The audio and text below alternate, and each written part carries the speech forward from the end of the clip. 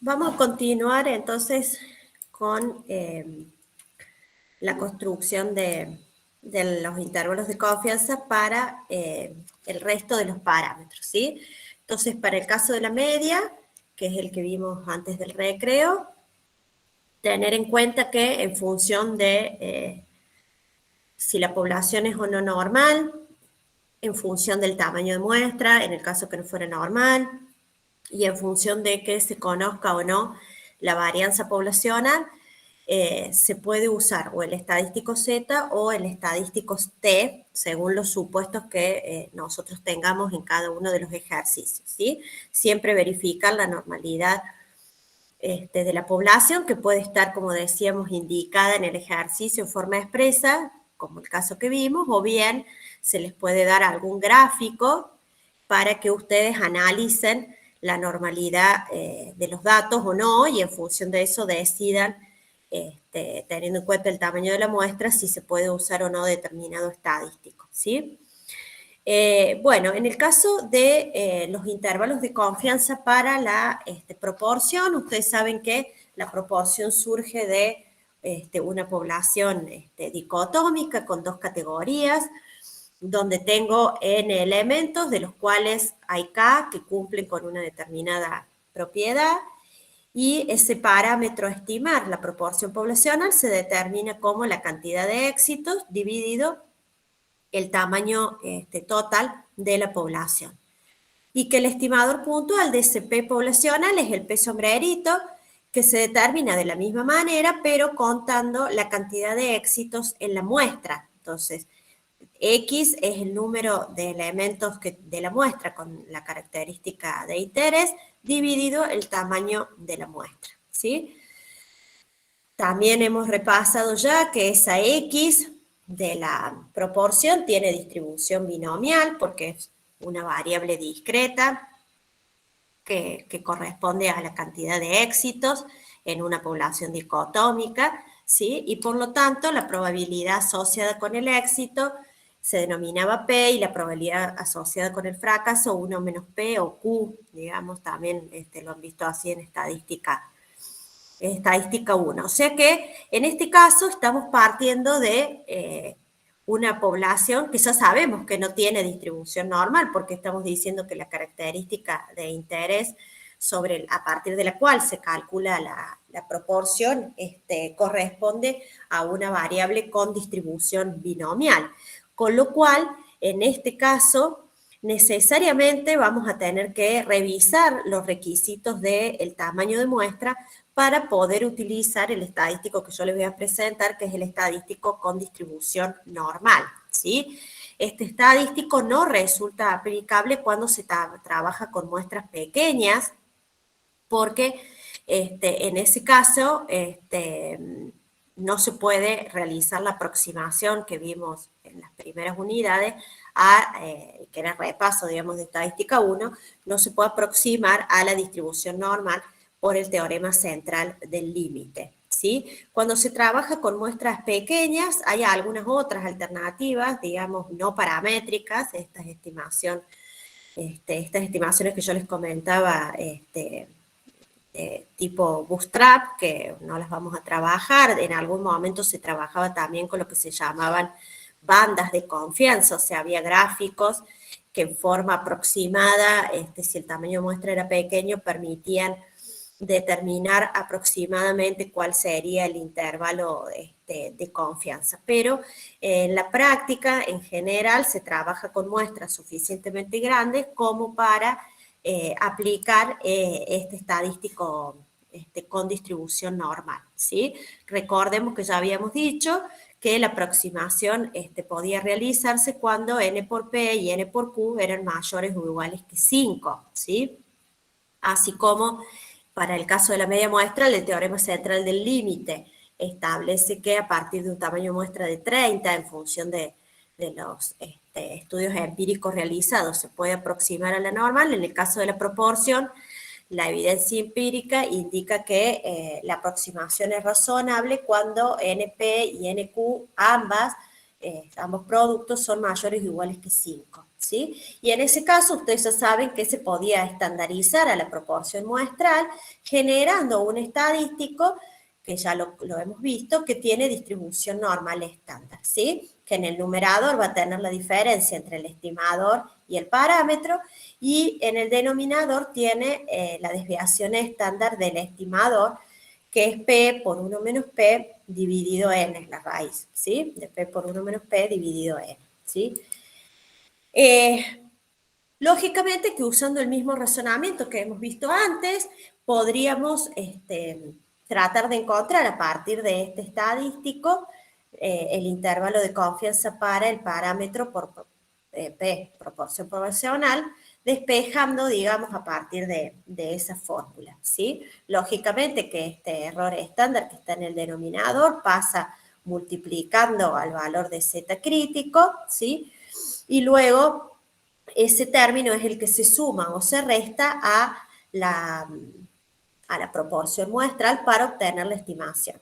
El problema es que si trabajamos, digamos, con este estadístico en la forma original, fíjense que al calcular los límites para P me queda el error de estimación expresado en términos del P, que justamente es lo que no conozco, del P poblacional, que es el que no conozco y que quiero estimar. Si no lo conozco, no puedo determinar este error estándar, por lo tanto no puedo determinar el error de estimación y no puedo calcular los límites del intervalo de confianza. Entonces lo que se hace es aproximar ese valor del P poblacional a partir del P de la muestra, ¿sí? Entonces, se trabaja en la construcción de los intervalos con el valor de P y Q muestrales para calcular el error de estimación, ¿sí?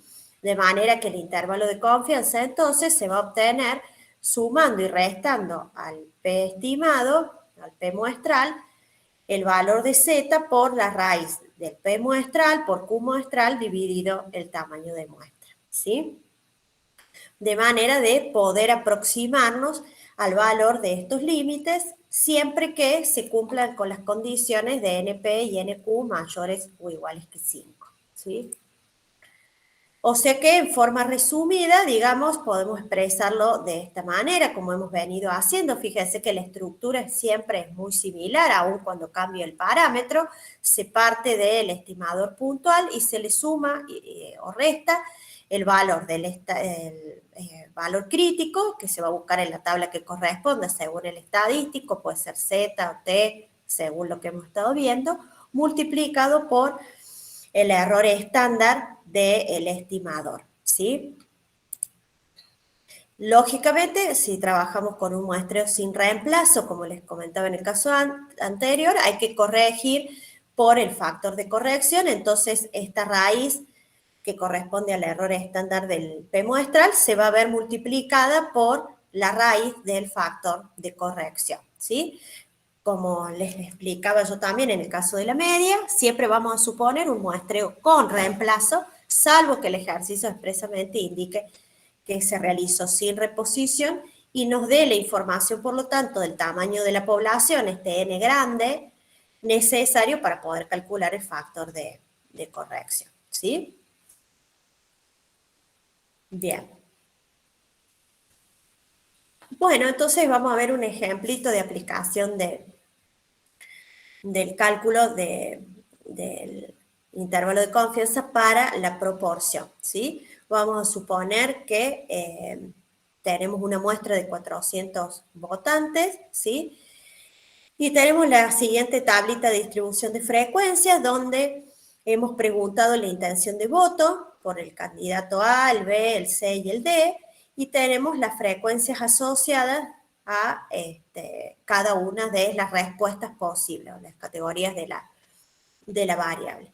Y me pide estimar la proporción poblacional de votos al candidato A con una confianza del 95%, ¿sí? Fíjense que estamos trabajando con una variable cualitativa o categórica que indica a qué candidato va a votar la persona, que no tenemos dos categorías, sino más, pero podemos dicotomizar a esta variable, o sea, transformarla en una donde la elección del voto sea el éxito, que en este caso es que haya votado el candidato A, y incluir las restantes categorías como categoría fracaso, ¿sí?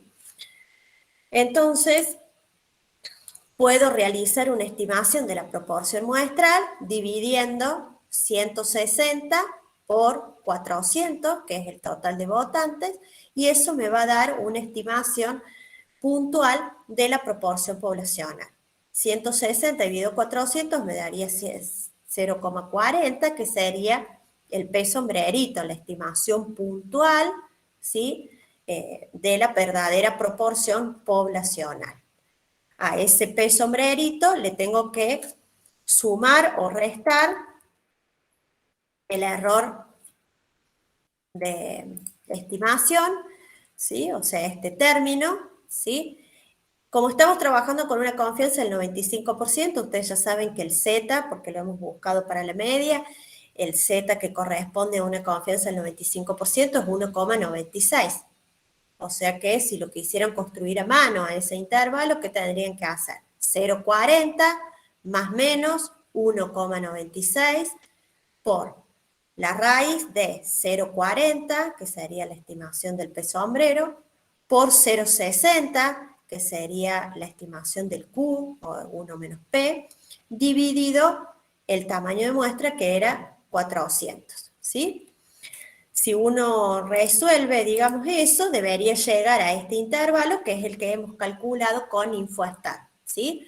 Recuerden que yo les había mostrado, en el caso de la media, cómo ingresar al menú estadísticas, inferencia basada en una muestra, dentro de eso buscaban intervalos de confianza, ahí habíamos seleccionado media, porque era el ejemplo anterior, pero en este caso deberían elegir proporción, ¿sí? Estimación de un intervalo de confianza para la proporción, lógicamente deben tener los datos cargados, digamos, y especificar en qué caso van a, o sea, para qué valores de la variable van a considerar éxitos, ¿sí? Por ejemplo, si han cargado los datos teniendo en cuenta que el éxito es que vote al candidato A, todos los que respondieron que votan al candidato A deberían tener, por ejemplo, un 1, y los que votan a algún otro candidato el 0, ¿sí? Entonces, en ese caso, uno le especifica a InfoStat que el éxito está indicado en la base de datos como un 1. Entonces, InfoStat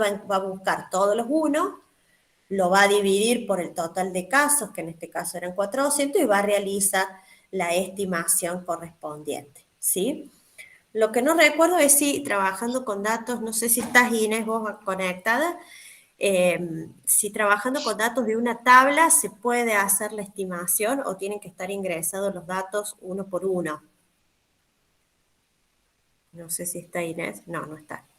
Bueno, habría que ver si después habría que fijarse, lo pueden ver en práctico. Yo no recuerdo en InfoStat si hay que ingresar 160 unos y el resto 000 para que InfoStat lo tome, o se puede entrar directamente, ingresar diciendo, bueno, de la categoría éxito hay 160 casos y de la categoría fracaso el resto, así en forma resumida.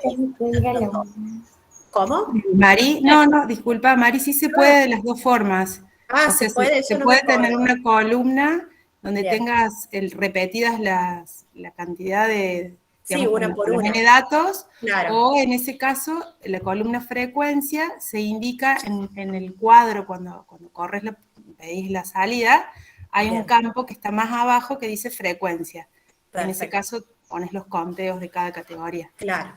Sí, depende cómo uno tenga la información, ¿sí? A veces tiene la base de datos original donde han sido cargados los datos uno por uno, entonces va a tener una fila por cada votante y va a tener los 400 votantes cargados. En otro caso, como en el de este ejercicio, si ustedes solo quieren reproducir la salida del ejercicio para que no tengan que ingresar los Claro. 400 datos uno por uno, lo que más les convendría es ingresar, como les dice Inés, directamente la tabla de frecuencias está resumida, ¿sí? Indicándole lógicamente a InfoStat que estos no son datos individuales, sino frecuencias, y se puede reproducir la salida, ¿sí?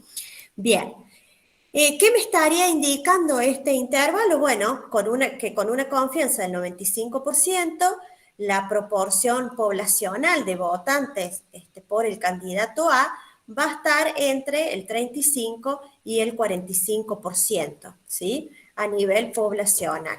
O sea que, por ejemplo, si a mí me dijeran a partir de este intervalo, si es razonable suponer que la mitad de los votantes va a elegir al candidato A. ¿Qué les parece a ustedes? ¿Es razonable afirmar que, por ejemplo, en base a estos datos, yo recibí estos datos y hice un intervalo de confianza y voy a anunciar que la mitad de la población se estima que va a votar al candidato A? ¿Eso es razonable o no en base a este intervalo? ¿Qué les parece? No, porque el intervalo solamente va del 35 al 45% de la población. Muy bien. No es razonable esa afirmación porque eso equivaldría a decir que la proporción poblacional es de 0,50, lo que yo estoy diciendo, ¿sí? Y el intervalo que yo construí no incluye el valor 0,50, ¿sí?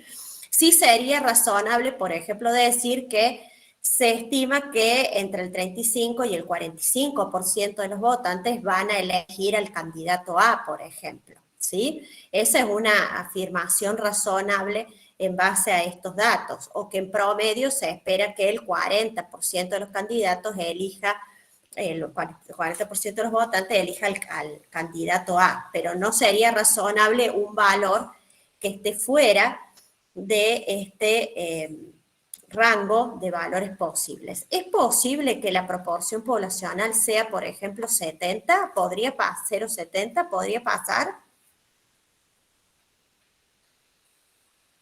¿Qué les parece? Sí, sí, podría Sí, ser. podría suceder. ¿Por qué? Porque estamos diciendo que esto no es 100% exacto, sino que tengo cierto margen de error. Podría pasar que me esté equivocando y que la proporción poblacional, por ejemplo, fuera de 0,70. Es posible, pero es poco probable. ¿Por qué? Porque estoy diciendo de 100 intervalos que yo voy a construir, solamente en 5 podría pasar que la media esté fuera de este valor, solamente en 5 casos, ¿sí? Podría suceder que ese fuera uno de los 5 casos. Es posible que suceda, pero es poco probable porque estoy trabajando con una confianza del 95%. ¿Se entiende? ¿Sí? De todos modos, como decimos, esto no es infalible porque yo estoy considerando a lo mejor 400 votantes para tratar de aproximar a saber qué va a pasar con todos los votantes de lo mejor de la ciudad de Córdoba, supongamos, que serán muchos más que esos 400 casos. De nuevo, estoy trabajando con una muestra, tratando de ver qué pasa a nivel de la población. Con lo cual, siempre tengo cierto margen de error en las estimaciones, ¿sí? Si yo quisiera obtener una estimación más confiable, podría aumentar el nivel de confianza, como habíamos dicho antes, sabiendo que el intervalo va a ser más amplio, ¿sí? O bien podría aumentar el tamaño de la muestra. Ambas cosas me conducen, digamos, a un intervalo más preciso, ¿sí? Bien.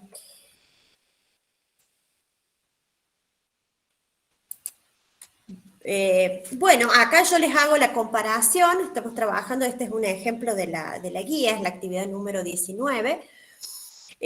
Dice que las autoridades de la Facultad de Ciencias Químicas desean conocer el porcentaje de estudiantes que se dedicarán a la docencia luego de egresados y que para eso tomaron una muestra de 100 estudiantes y realizan dos estimaciones con el 95 y el 99% de confianza, ¿sí? Acá está un poco la comparación, bien en términos ya de números, de lo que pasa cuando uno aumenta el nivel de confianza, ¿sí? La estimación está realizada con los mismos 100 datos, fíjense que la estimación puntual es la misma para los dos casos. Lo que cambian son los límites porque se ha modificado el nivel de confianza, ¿sí?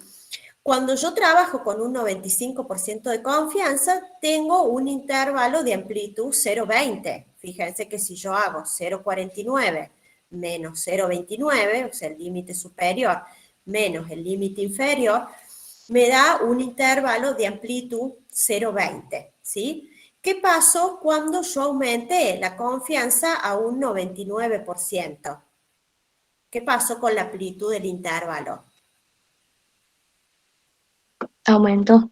Aumenta. Aumentó, ¿sí? La amplitud ahora es 0,26, la amplitud del nuevo intervalo, si yo resto el límite superior y el inferior, ¿sí? Fíjense que el límite inferior se hace más pequeño, o sea, se corre hacia la izquierda, y el límite superior se hace más grande, o sea, que se corre a la derecha. Y esto era lo que decíamos, un aumento en el nivel de confianza implica un intervalo más amplio y por lo tanto menos preciso, ¿sí? Tengo menos chances de equivocarme, pero ¿por qué? Porque tengo un intervalo más grande, o sea, tengo un rango más amplio de valores posibles para el parámetro que yo quiero estimar, ¿sí? Si yo le ajustara con un 90% de confianza, seguramente me daría un intervalo, me va a dar un intervalo más pequeño que el de 0,95, o sea, con un límite inferior más grande y con un límite superior más pequeño, que hacen que el intervalo reduzca su amplitud. ¿Sí? ¿Se entiende? Bien. ¿Dudas hasta acá? Bien. No, profe. Bárbaro. Bueno, el otro caso que nos queda es el de un intervalo de confianza para la varianza. O sea, hemos visto intervalos para la media con los dos casos, normal y t, según los supuestos poblacionales y de conocimiento de información de la varianza. Hemos visto para el caso de la proporción, cumpliéndose la condición de NP y NQ mayores o iguales que 5, se puede usar el estadístico Z para construir los intervalos. Y vamos a ver ahora el último caso de una población, que es el intervalo de confianza para la varianza, ¿sí? El estadístico a utilizar en este caso es el chi cuadrado, que ya lo habíamos presentado cuando vimos la distribución chi cuadrado. Fíjense que este estadístico se calcula como el tamaño de la muestra menos 1, multiplicado por la varianza muestral, dividido la varianza poblacional, y como habíamos dicho, tiene distribución chi cuadrado con n menos 1 grados de libertad, ¿sí? Igual que hicimos en los casos anteriores, también puedo utilizar este estadístico para despejar el valor del parámetro poblacional que a mí me interesa, que en este caso es sigma cuadrado, ¿sí? Este es mi parámetro desconocido a estimar, es lo que yo debería despejar y dejar en el centro, y por lo tanto tengo que trabajar, digamos, con dos valores de la chi cuadrado buscados en la tabla en función de los grados de libertad y en función del nivel de confianza deseado por la estimación, ¿sí? ¿Cuál es la diferencia? Que estos dos chi cuadrados no va a pasar como en el caso de la T y de la normal, que eran iguales en valor absoluto, uno positivo y el otro negativo. ¿Por qué? Porque habíamos dicho que la chi cuadrado siempre asume valores positivos, con lo cual este chi cuadrado del límite inferior y este chi cuadrado del límite superior van a ser valores positivos, pero distintos entre sí, ¿sí? Lógicamente, este más pequeño por estar más cerca del cero, y este valor más grande por estar más alejado del origen de la distribución, ¿sí? El chi cuadrado de la izquierda y el chi cuadrado de la derecha van a ser dos valores positivos distintos entre sí, ¿sí? Esta distribución no asume valores negativos. Bueno, acá el despeje es un poquitito más complicado que los casos anteriores porque el parámetro que yo quiero despejar está justo en el denominador, pero igual trabajando un poquito se puede llegar a esta expresión donde tenemos, digamos, los datos para calcular los límites inferior y superior. Fíjense que me queda que el límite inferior es n-1 por s al cuadrado, dividido el chi cuadrado crítico de la derecha, el más grande, porque lógicamente si lo que quiero calcular es el valor inferior, el límite inferior, como el valor del chi cuadrado al realizar el despeje me queda en el denominador, ¿sí? Acá en el límite inferior siempre tengo que colocar el valor más grande del chi cuadrado, o sea, este que está más a la derecha, porque de esa manera la división me va a quedar más pequeña y puedo obtener el límite inferior. Y para obtener el límite superior, el numerador es el mismo, pero se divide por el chi cuadrado más pequeño, este que estaba más cerca del 0, ¿sí? De manera que del cociente resulte un valor superior que me va a dar el límite superior del intervalo de confianza para la varianza, ¿sí? Bueno, acá también recordar que para usar este estadístico, la condición en este caso o el supuesto es que la distribución de los datos sea normal, porque la chi cuadrado también la presentamos, igual que la t, como una de las distribuciones que se derivan de la distribución normal. Y por lo tanto, es necesario que se cumpla ese supuesto, que esté como información o que yo lo pueda verificar a partir de alguna prueba o de algún gráfico para poder utilizar este estadístico, ¿sí? Bien. Entonces, considerando el ejemplo anterior de la resistencia, lo que vamos a hacer ahora es construir un intervalo de confianza para la varianza, ¿sí? Si yo lo quisiera realizar manualmente a este intervalo de confianza, fíjense, lo que tengo que conocer es el n-1, que eran 5 datos, o sea que esto me queda 4. La varianza muestral, que esto yo les dije, se puede calcular a partir de los 5 datos que tengo los valores, y me quedaría por buscar estos dos valores críticos en la tabla, en la calculadora de probabilidades de InfoStat, para poder determinar los límites inferiores y superiores, ¿sí? Estoy trabajando con 4 grados de libertad, porque dijimos que tenemos n-1 grado de libertad, y es el tamaño de la muestra menos 1, o sea, me queda 4, ¿sí?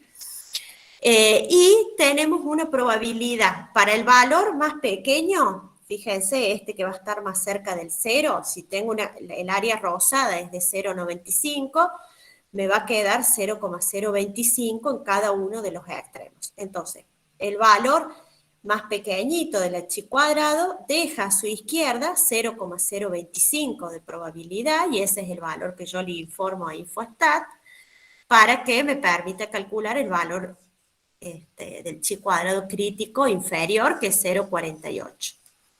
Cuando voy a buscar este valor, el segundo valor crítico, informo que a su derecha deja 0,025 y a su izquierda deja 0,975, cualquiera de esos dos datos, y InfoStat me calcula que ese valor crítico superior es 11,14, ¿sí? Y de allí puedo entonces construir a mano este intervalo de confianza que me debería dar valores cercanos a a veces puede dar una pequeña diferencia por el redondeo, ¿no? Pero debería dar manualmente los mismos valores que con el software. Fíjense que acá lo que me aparece es la estimación, acá me está indicando que se construyó un intervalo de confianza para la varianza, que ese es mi parámetro de interés. Esta es la estimación puntual de la varianza, o sea, el S cuadrado, ¿sí? Este es el error estándar, el tamaño de muestra, y me está diciendo que con una confianza del 95%, la verdadera varianza poblacional de la variable esta resistencia va a estar entre 0,33 y 7,63, ¿sí? Este sería el intervalo al que ustedes deberían llegar tomando estos dos valores críticos, S cuadrado de 0,92 y 4, que es n-1, ¿sí? Bien. Bueno, ¿vamos hasta acá? ¿Alguna duda en estos dos casos que vimos ahora nuevos? No. Bien. No, profe. Bueno, bárbaro. Bueno, la última cuestión que vamos a trabajar un poquito en esta clase, para ya cerrar esta unidad, es la determinación del tamaño de muestra que tenemos que tomar, o sea, qué factores intervienen, cómo se calcula. Yo les decía que una de las formas que tiene el investigador de modificar la precisión de las estimaciones por intervalo es o trabajando con el nivel de confianza o bien modificando el tamaño de la muestra, ¿sí? Entonces, resulta interesante determinar qué tamaño de muestra, ¿sí?, debe tomarse para cumplir, por ejemplo, con determinado nivel de error que yo quiero cometer en mis estimaciones, ¿sí? ¿Cuál es el máximo error que estoy dispuesto a tolerar cuando realizo alguna estimación? Si se trata de un muestreo con reposición o sin reposición, con el que voy a trabajar, ¿cuál es el nivel de confianza que voy a fijar para las estimaciones que yo realice? Y cuál es la variabilidad de la variable que yo estoy estudiando, ¿sí? En función de todos estos factores, se determina una fórmula que permite calcular un tamaño de muestra relativamente óptimo para trabajar en función, como les decía, de el nivel de error que yo quiera cometer, el nivel de confianza que yo quiera fijar y demás, ¿sí? Vamos a comenzar también por el caso más simple, que es cuando quiero estimar la media de una población y suponiendo de nuevo que conozco la varianza poblacional y que estoy trabajando con un muestreo con reemplazo, o bien que la población es muy grande o infinita, y en ese caso ustedes saben que es indistinto que el muestreo se realice con o sin reemplazo, ¿sí? Entonces, habíamos visto que bajo esas condiciones yo puedo construir un intervalo de confianza a partir del estadístico con distribución Z o normal estándar para la media poblacional, ¿sí? Y también habíamos dicho que el término que resulta de multiplicar Z por sigma sobre raíz de n, que es el error estándar de la media muestral, no era otra cosa que el error de estimación, ¿sí? O sea que yo puedo expresar que la probabilidad de que el error de estimación sea menor a esta expresión también va a ser, va a estar relacionado con el nivel de confianza 1 menos alfa que yo fije en esas estimaciones. Entonces, a partir de eso, y sabiendo que el error de estimación resulta de multiplicar ese Z crítico en valor absoluto, porque recordemos que en el caso de Z podía ser negativo o positivo, por sigma sobre raíz de n, puedo despejar en función de eso el n y obtener una fórmula para determinar el tamaño de la muestra, en el caso que a lo que a mí me interesa es determinar cuántas observaciones tengo que tomar para cumplir con determinado margen de error que yo he fijado, trabajando con determinado nivel de confianza que me va a determinar el Z y suponiendo cierta variabilidad en la población, ¿sí? Acá de nuevo aparece el sigma cuadrado que, vuelvo a repetir, puede estar disponible a través de una muestra piloto o de la misma población, de estudios previos que se hayan realizado, ¿sí? O bien, si son varias las características de interés que uno quiere medir, generalmente toma aquella que tenga mayor variabilidad a fin de no subestimar el tamaño de muestra, y si no tuviera ninguna de esas alternativas, lo reemplazará por el S cuadrado, que es el estimador, digamos, puntual que cumple con las mejores condiciones según lo que hemos visto, ¿sí? Con las mejores propiedades.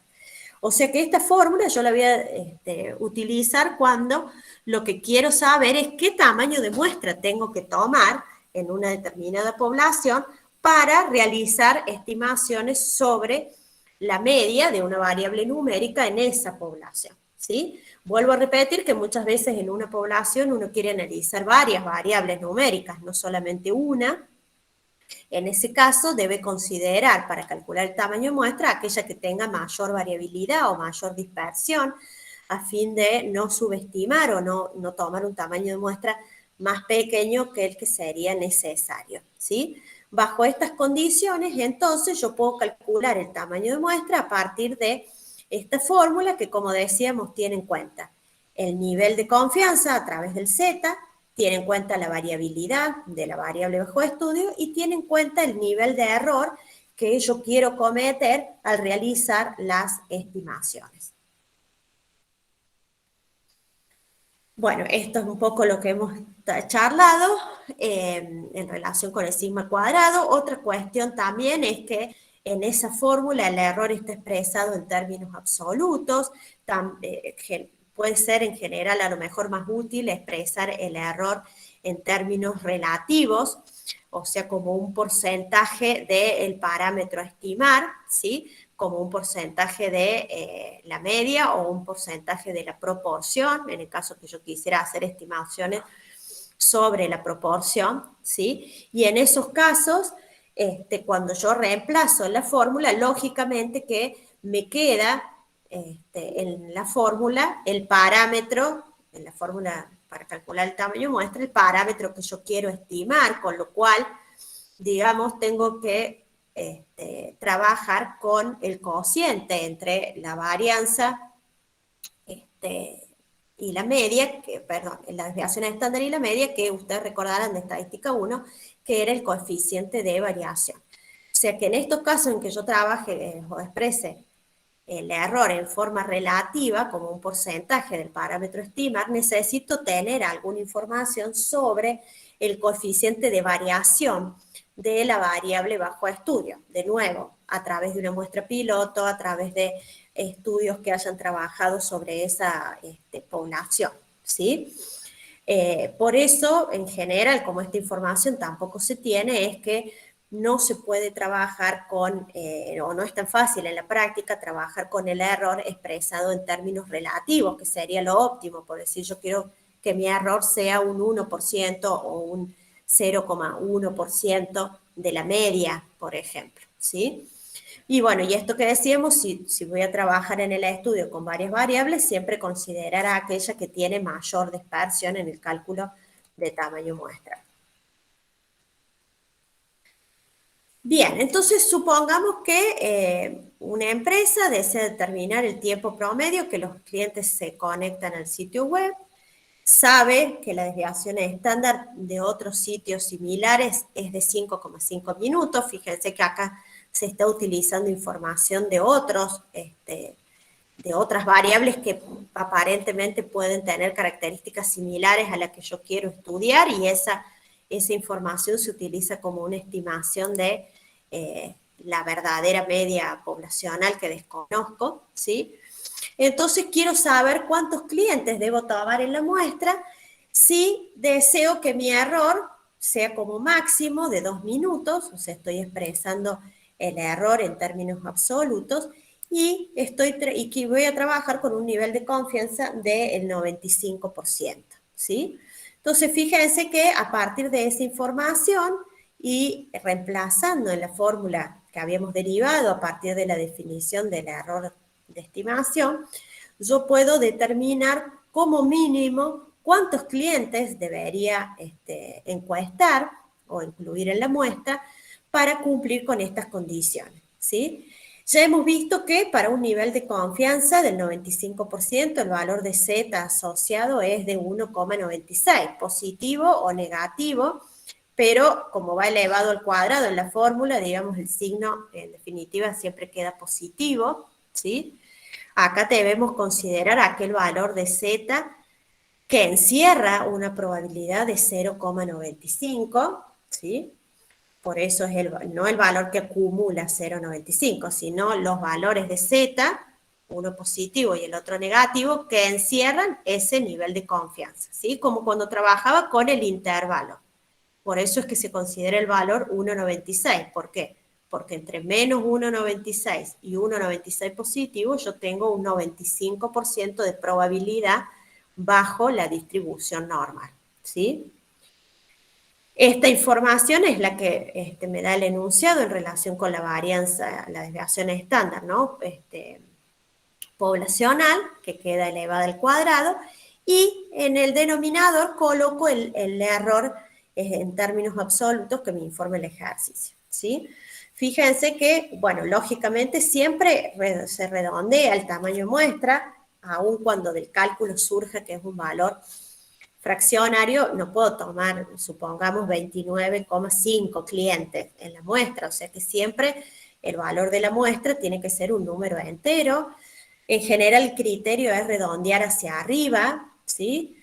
Sea cual sea, digamos, el valor fraccionario obtenido, siempre se redondea hacia el entero que sigue, ¿sí?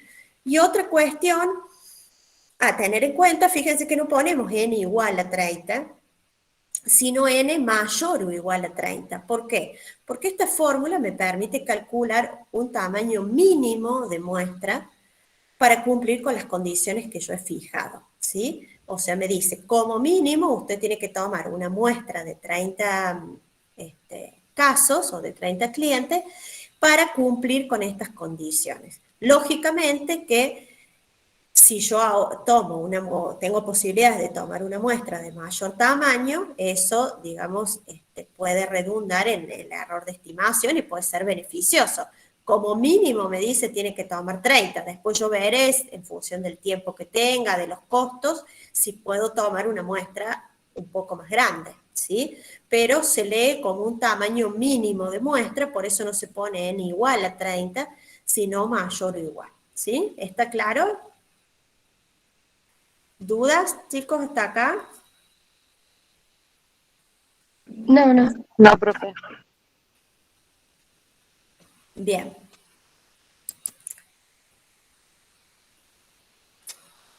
Entonces, ¿qué pasaría si, por ejemplo, yo aumento el nivel de confianza pasando del 95, con el que calculé el tamaño anterior, a un 99% de confianza, ¿sí?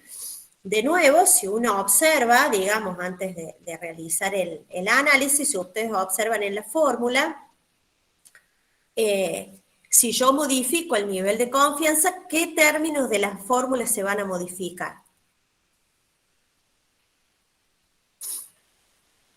Fíjense en esta fórmula. Si yo cambio el nivel de confianza, ¿qué se modifica? El error no cambia, porque el error El Z se cambia. el Z, muy bien. La variabilidad no cambia porque es un dato del ejercicio, el nivel de error tampoco, depende del nivel de confianza. Si se modifica el valor de Z, ¿sí? Lógicamente que si yo aumento el nivel de confianza, el Z va a ser, habíamos dicho, más grande en valor absoluto, y por lo tanto, si yo quiero un mayor nivel de confianza, fíjense que lo que he modificado es acá el valor de Z, para los valores de Z que encierran una confianza del 99% o una probabilidad, son menos 2,58 y 2,58 positivo, ¿sí? Son más grandes que el valor 1,96 que usamos antes, ¿sí? Lógicamente, permaneciendo los demás términos constantes, esto me va a derivar en una muestra de mayor tamaño, ¿sí? Y es lógico, porque si yo quiero una mayor confianza en las estimaciones, o sea, un menor nivel de error, eso debe estar asociado con un tamaño de muestra más grande, ¿sí? O sea, no es gratuito el aumento en el nivel de confianza. Se logra, pero aumentando el tamaño de la muestra, ¿sí? Lo contrario, lógicamente, ocurriría si yo reduzco el nivel de confianza, por ejemplo, del 95 al 90%, este valor de Z va a ser menor a 1,96, el que busque para un 90% de probabilidad, y lógicamente me va a derivar eso en una muestra de menor tamaño, ¿sí? Lo mismo pasa si yo cambio el nivel de error. Si en lugar de cometer un error de 2, quiero cometer un error de 1 minuto, en términos absolutos, ¿qué les parece? ¿Tendré que tomar una muestra más grande o más pequeña? Si quiero menor nivel de error. Más grande. Una muestra más grande, ¿sí? Y eso también se puede ver numéricamente en la fórmula, ¿sí? Como el error está en el denominador, cuanto más pequeño sea el denominador, más grande, digamos, se hace el cociente. Y si yo quiero bajar el nivel de error, manteniendo la confianza, ¿no?, del 95%, o sea, partiendo del caso original, una confianza del 95% con este valor de la varianza poblacional, pero en lugar de trabajar con un error de 2, tomando un error de 1, en lugar de 31 casos, voy a tener que tomar 117 casos como mínimo para lograr esa reducción en el valor del error, ¿sí? O sea que el investigador, digamos, tiene varios factores acá a tener en cuenta cuando calcula el tamaño de muestra. A veces, a lo mejor dice, bueno, yo quiero cometer un error de 1, calcula el tamaño de muestra y dice, no, bueno, 117 me va a llevar mucho tiempo encuestar a 117 clientes o me va a salir muy caro, entonces, bueno, estoy dispuesto a aceptar un error más grande, pero con una muestra más pequeña, o bien bajo el nivel de confianza de las estimaciones, y con eso modifico el tamaño de la muestra. ¿Sí? ¿Se entiende? Sí. Bien. Sí. Bueno, lo mismo cuando quiero estimar P a partir del estimador, digamos, del estadístico, que vincula la proporción muestral con la poblacional. Yo puedo derivar la fórmula del cálculo del N cuando se quieren hacer estimaciones sobre proporciones y no sobre variables numéricas, como en el caso anterior, ¿sí? De manera que la fórmula me queda como z al cuadrado, que esto va a estar vinculado entonces con el nivel de confianza, p por 1 menos p, sobre el error al cuadrado, ¿sí? Acá también pasa lo mismo, aparece p, que es lo que quiero estimar, y 1 menos p, con lo que puede suceder que este dato no esté disponible de encuestas similares o de trabajos anteriores, y sea necesario o bien trabajar con los valores muestrales de P sombrero y Q sombrero, ¿sí? O bien, ya vamos a ver que en el caso de la proporción, si yo no tengo idea acerca de los valores que pueden asumir P y Q, y tampoco tengo una estimación a partir de una muestra piloto, puedo suponer que asumen un valor determinado el producto de P y de 1 menos P, ¿sí? Fíjense que acá yo he considerado algunos valores posibles para P. Ustedes saben que P puede variar entre 0 y 1, o sea que hay infinitos valores posibles que puede asumir, pero pensando en algunas posibilidades, variando de 0,10 a 0,10, fíjense, por ejemplo, que si P es de 0,10, 1 menos P o Q va a ser 0,90 y el producto es 0,09. Si P, por ejemplo, es 0,20, 1 menos P va a ser 0,80 y el producto 0,16, y así sucesivamente. Puedo ir planteando distintas combinaciones de P y Q, ¿sí? Pero fíjense que cuando P y Q son ambas iguales a 0,5, ese producto entre P y Q adquiere el máximo valor posible, ¿sí? Adquiere el valor 0,25 y es el mayor valor. Para cualquier otro valor que yo le dé a P y a 1 menos P, el producto va a ser más pequeño, ¿sí? Es un máximo del producto, ¿sí?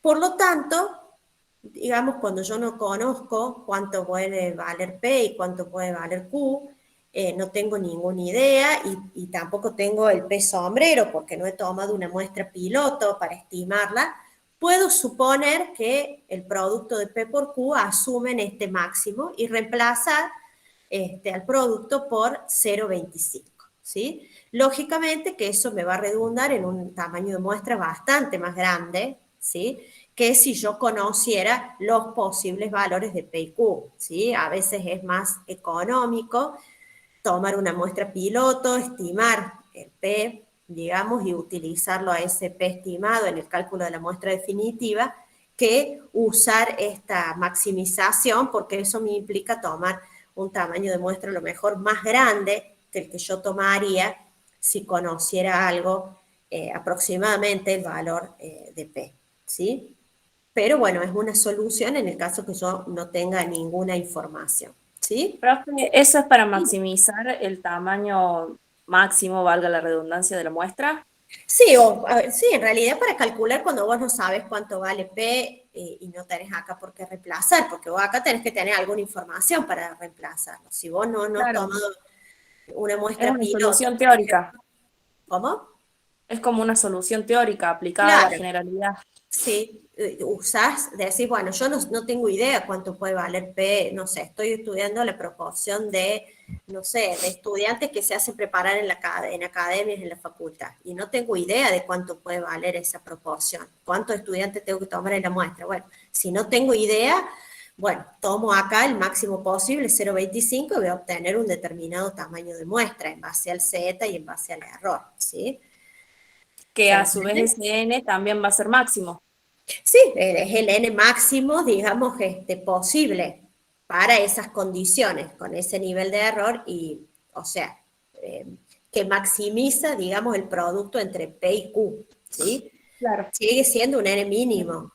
Igual si vos No, querés no, tomar, claro. casos, Sigue siendo menor o igual, pero al ser un producto Mayoría. máximo, claro. el N también es máximo. Y sí, es el valor máximo de N que podrías tomar. Si vos consideraras cualquier otro valor de P y de Q que no sea 0,50, siempre el N sería más pequeño. Por eso, en realidad no se aconseja utilizarlo de una, utilizar esta solución, digamos, de una, sino utilizarlo solo en aquellos casos en que realmente uno no tenga conocimiento, no tenga ninguna idea y tampoco tenga posibilidad, a lo mejor por una cuestión de tiempo. Dice, bueno, no tengo tiempo de tomar una muestra piloto, ver cuánto podría valer el P, porque a lo mejor yo podría tomar 20 estudiantes de la facultad, preguntarles si se preparan en academia y en función de eso realizar una estimación del P, por ejemplo. ¿Sí? Si no tengo tiempo para hacer eso, bueno, recurro a esta solución, sabiendo Bien. que me va a dar un N mucho más grande a lo mejor del que yo tomaría si tuviera algún conocimiento del P. ¿Se entiende? Sí, sí, Bien. gracias. Bueno, acá yo les planteo un ejemplo, dice que la Municipalidad de Córdoba desea determinar el porcentaje de autos que no aprueban la ITB y que una muestra piloto indicó que el 15% no aprobó la revisión, ¿sí? ¿Qué tamaño de muestra recomendaríamos para que el error sea de 0,05? ¿Sí? Este es un error también en términos absolutos, si bien está expresado así, pero fíjense que dice error de 0,05 y no 0,05 de P, ¿sí? O sea que es un error en términos absolutos, trabajando con una confianza del 95%. ¿Sí? En este caso tengo información sobre el porcentaje que no aprueba, el porcentaje de éxitos en base a una muestra más pequeña y entonces puedo utilizarlo para el cálculo del tamaño de muestra definitivo. ¿Sí? Me queda N por P. Este sería el nivel de confianza asociado, el valor de Z asociado a este nivel de confianza y el error al cuadrado, ¿sí? Y eso me determina una muestra de como mínimo 196 casos, ¿sí? Si yo no conociera información de esa muestra piloto y tomara, como decíamos, el máximo posible, ¿sí? Fíjense que la muestra se incrementa bastante, o sea, tengo que tomar prácticamente el doble de casos, ¿sí? Que si yo conociera algún valor posible para P. Esto es lo que yo les decía, esto implica a veces sobreestimar demasiado la muestra y siempre tomar más casos lleva más tiempo, por más que sea una encuesta a lo mejor a través de internet, que no tiene demasiado costo, o sea, una encuesta que la persona tiene que contestar, digamos, al momento de realizar la inspección, siempre implica tiempo, digamos, más tiempo, tomar más casos. Entonces, muchas veces es conveniente, como les decía, tomar una muestra pequeña, aunque sea una muestra piloto, para obtener una estimación y luego tomar la muestra definitiva de un tamaño menor, ¿sí?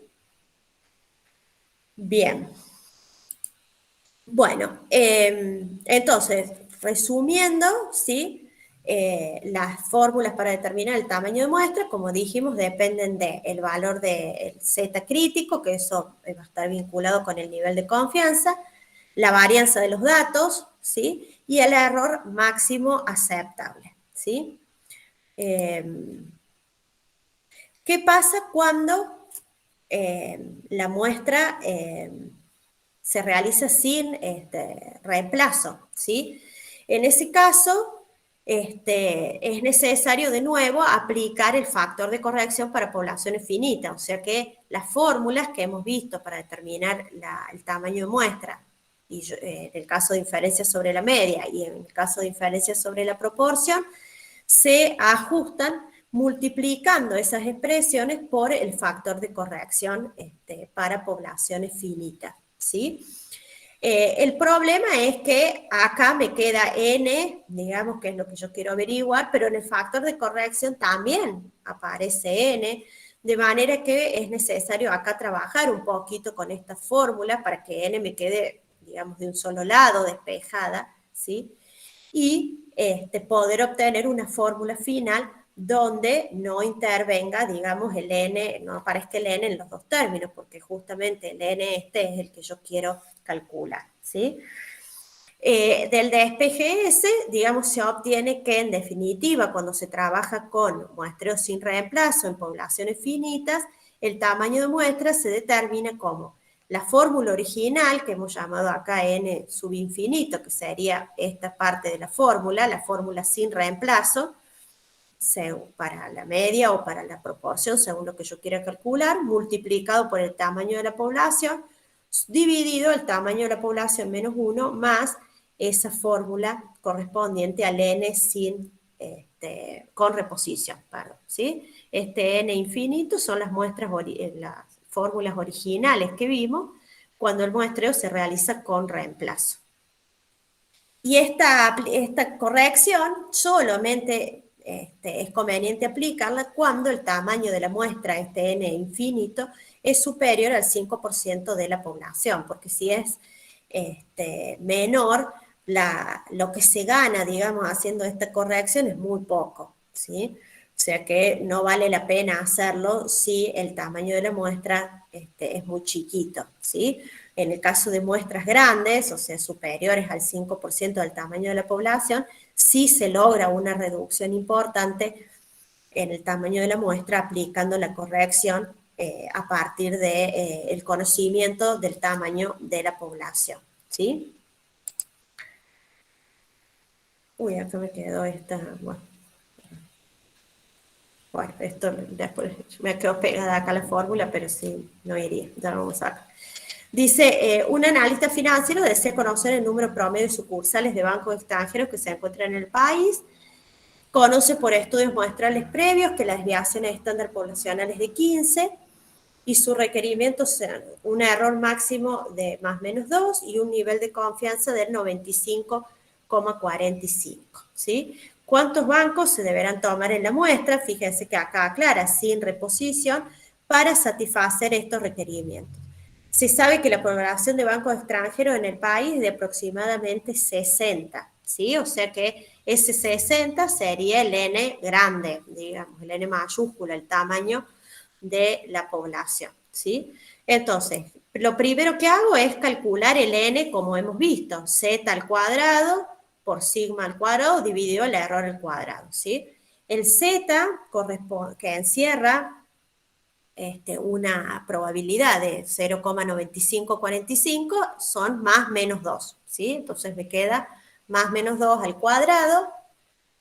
Este es el valor que me daba para la varianza, que se suponía, dice, conocida, y este es el error máximo que estaba dispuesto a tolerar, digamos, el investigador. O sea que esto hasta ahora es como hemos venido calculando, digamos, los tamaños de muestras, suponiendo que el muestreo era con reemplazo. Me da una muestra de 225 casos, ¿sí? Fíjense que decíamos que es conveniente aplicar la reducción cuando el tamaño de la muestra sea superior al 5% de la población. La población de bancos extranjeros decía que era de 60, este sería el N mayúscula, el 5% es 3 y esta muestra es bastante más grande que ese valor, o sea que conviene aplicar la corrección, ¿sí? En función de eso, fíjense que considero el tamaño de la muestra calculado en un muestreo con reemplazo, 225, lo multiplico por el tamaño de la población, dividido el tamaño de la población menos 1, más el n calculado con reemplazo, que es 225, ¿sí? Fíjense que en este caso, como la muestra era muy grande, se logra una reducción bien importante en el tamaño de la muestra cuando yo aplico el factor de corrección, teniendo en cuenta que los bancos han sido seleccionados sin reposición, ¿sí?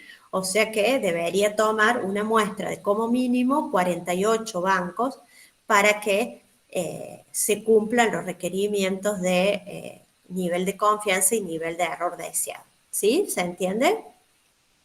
Profe, yo me doy cuenta, digamos, ahí de que tengo que aplicar el factor de corrección. Me va a decir que es sin reemplazo, entonces yo ahí lo aplico, ¿verdad? Claro, ¿Así sería? Tal cual, el enunciado decía acá, ¿ves? Sin reposición o sin reemplazo, ¿sí? Y además, para poder aplicarlo, te tiene que dar la información del N, del tamaño poblacional, del N grande, ¿sí? Claro. Bien, Porque si perfecto. no, no podrías aplicar esta fórmula, te faltaría un dato, ¿sí? O Bien. sea que se van a Sí, dar cuenta porque el enunciado lo va a indicar, ¿sí? De todos modos, siempre verificar esta condición de que es conveniente solo cuando el tamaño de la muestra supera el 5% del tamaño de la población. Acá estamos trabajando con una población muy chiquita, de 60 bancos nada más, con lo cual, digamos, la ganancia, la reducción en el tamaño de la muestra es muy importante si uno aplica el factor de corrección. De hecho, no podría tomar 225 casos porque en realidad la población es de 60, ¿sí? Con lo cual ahí se advierte, digamos, que es necesario también incorporar el factor de corrección, ¿sí? ¿Se entiende? sí, profe. Bien. Bueno, ¿dudas de lo que trabajamos hoy? Porque acá con esto cubriríamos, digamos, todos los temas de esta unidad, ¿sí? No sé si Profe, yo tengo una duda. decime, a ver. Cuando necesita estimar el tamaño de la población para la media, Sí, digamos, en la siguiente filmina que usted planteó, decía que la existencia de varias variables se tenía que considerar la que tuviera mayor dispersión. ¿Eso es sí, así? sí. ¿Pero por qué? ¿Cómo sería? Y si vos Eso tenés varias dependiendo. variables, digamos, tenés que ver la que tenga mayor variabilidad para incluir el sigma cuadrado S en la muestra y que te resulte, fíjate que está en el numerador la varianza, ¿sí? Supongamos que yo estoy analizando, no sé, los estudiantes de la facultad, analizo cuánto gastan en promedio en libros, digamos, y cuánto gastan en promedio en transporte, ¿sí? Tengo esas dos variables y quiero saber qué muestra tengo que tomar. Y supongamos que el gasto en libros tiene una varianza de 500 pesos y el gasto en transporte tiene una varianza de 100 pesos, ¿sí? Me conviene tomar la varianza del gasto en transporte, que es de 500, perdón, del gasto en libros, que era de 500 pesos. ¿Por qué? Porque ese valor va en el numerador de la fórmula, ¿sí? Y de esa manera yo voy a tomar una muestra más grande. ¿Por qué? Porque estoy contemplando la variabilidad de la variable que más varía, digamos, que es la que tiene mayor varianza. La otra, digamos, no va a haber problema porque tiene una variabilidad menor. Si vos la consideraras a la otra variable, la varianza de la otra variable te daría un tamaño de muestra más chico, ¿sí?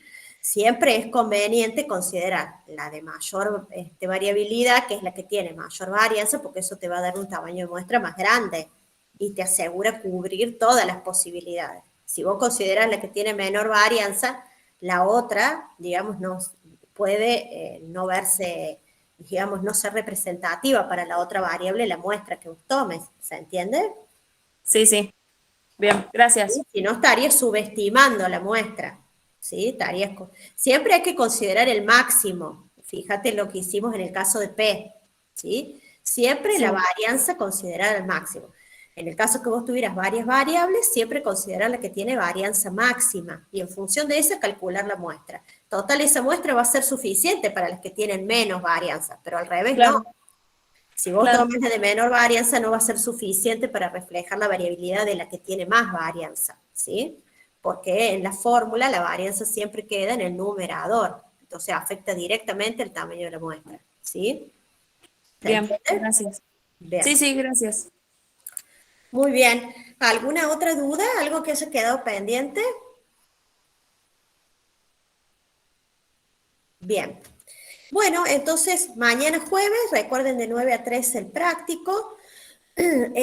Con María Inés y el viernes tenemos el repaso, vamos a volver a ver, yo he preparado como un casito integrador donde vamos a ver a partir de una función de densidad de una variable la derivación de su estimador máximo verosímil y otras cuestiones vinculadas a la estimación por intervalos que hemos estado trabajando hoy.